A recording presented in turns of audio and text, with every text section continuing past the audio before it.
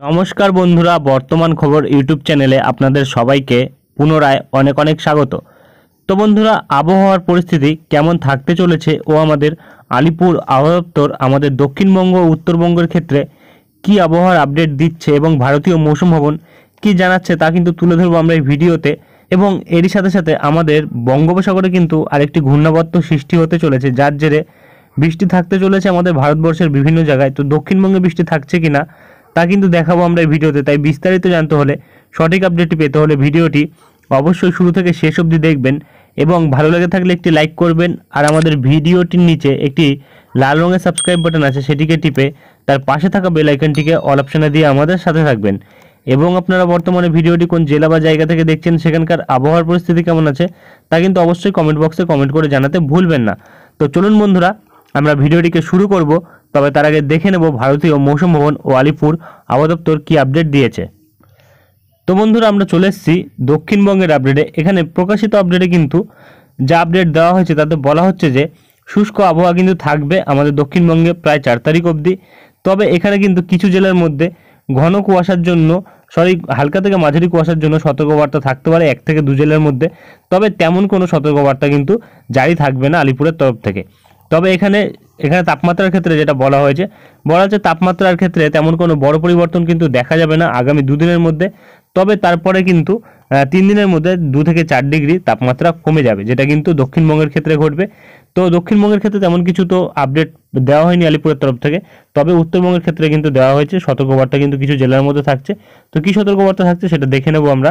তো বন্ধুরা, আমরা চলে এসেছি উত্তরবঙ্গের আপডেটে। এখানে প্রকাশিত আপডেটে কিন্তু বলা হচ্ছে যে আজ বৃষ্টি থাকবে, যেটা কিন্তু দার্জিলিংয়ের ওপর থাকবে। তার সাথে হালকা থেকে মাঝারি ধরনের কুয়াশা থাকবে, যেটা কিন্তু এখানে লক্ষ্য করা যাচ্ছে মোটামুটি প্রায় 1 তারিখ অবধি কিন্তু কুয়াশার জন্য সতর্কবার্তা থাকতে পারে আমাদের উত্তরবঙ্গের বিভিন্ন জেলার ওপর। এবং কালিম্পংয়ের ওপর হালকা বৃষ্টি থাকবে, যেটা কিন্তু আজ থাকবে। দার্জিলিং ও কালিম্পং এই 2 জেলার মধ্যে কিন্তু বৃষ্টি থাকার সম্ভাবনা থাকবে।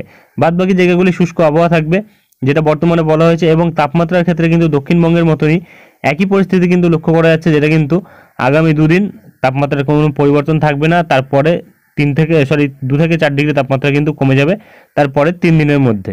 এবং সতর্কবার্তা থাকছে কিন্তু হলুদ সতর্কবার্তা ঘন কুয়াশার জন্য দার্জিলিং, জলপাইগুড়ি, কালিম্পং, তার সাথে আলিপুরদুয়ার, কোচবিহার, উত্তর দিনাজপুর এই জেলাগুলির মধ্যে কিন্তু 30, 31 ও 1 তারিখ ঘন কুয়াশার জন্য সতর্কবার্তা থাকতে পারে সকালবেলার দিকটাতে, যেটা কিন্তু বর্তমানে বলা হয়েছে।